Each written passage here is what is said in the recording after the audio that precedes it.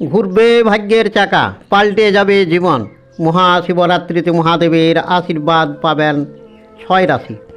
ফাল্গুনের কৃষ্ণ চতুর্দশী অতি শুভ দিন। এই দিনে অব্যক্ত ব্রহ্ম বিশ্বনাথের আবির্ভাব হয়েছিল। এই মহাশিবরাত্রির পুণ্যযোগে আদিদেবের প্রিয় কিছু রাশি বিশেষ উপকৃত হবেন। উক্ত কতকগুলি রাশির জাতক জাতিকাগণ দেবাদিদেব মহাদেবের আশীর্বাদ পাবেন। 24শে ফাল্গুন শুক্রবার 8ই মার্চ পালিত হবে এ বছরের মহাশিবরাত্রি ব্রত।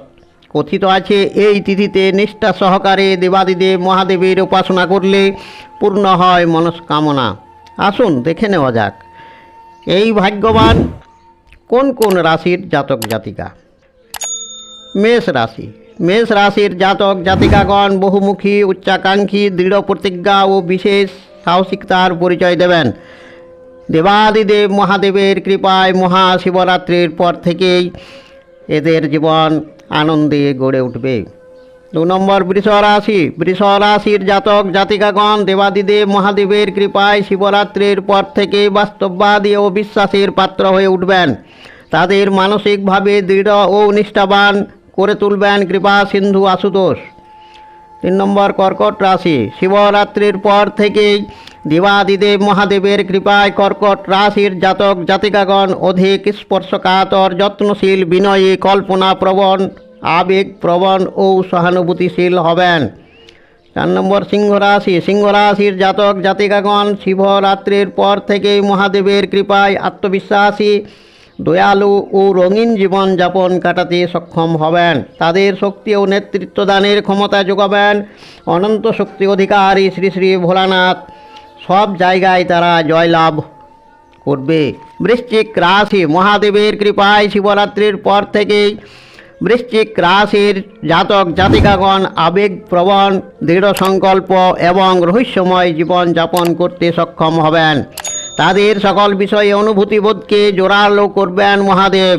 ফলে তারা সকলের কাছে প্রিয় হয়ে উঠবেন। 6 নম্বর ধনুরাশি।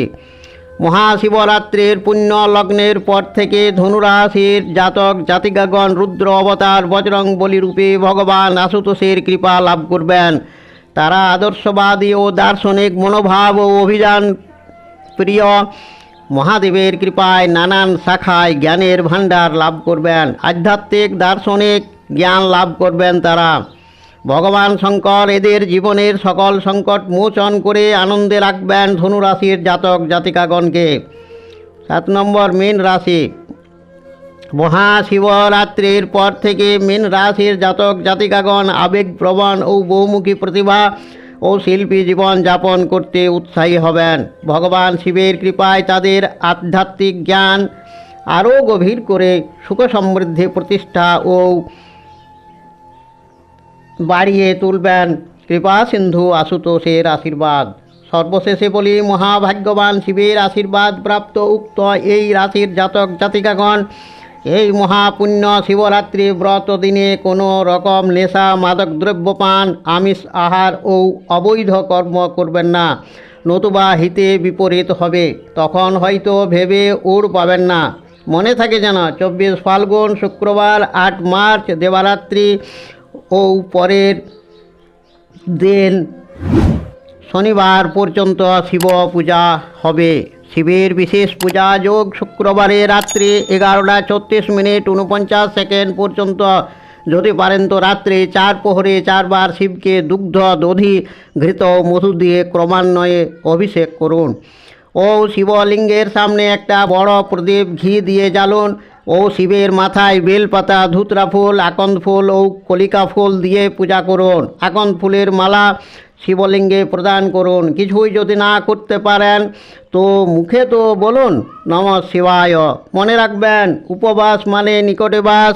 তাই সব সময় ভাববেন বাড়িতে বন্ধু এলে যেমন প্রাণ খুলে গল্প হয়, তদ্রূপ শিবরাত্রি মহাযোগে প্রতিটি গৃহে, প্রতিটি মন্দিরে, প্রতিটি দেহ মন্দিরে ভগবান শিবের আবির্ভাব ঘটে ওই দিনে।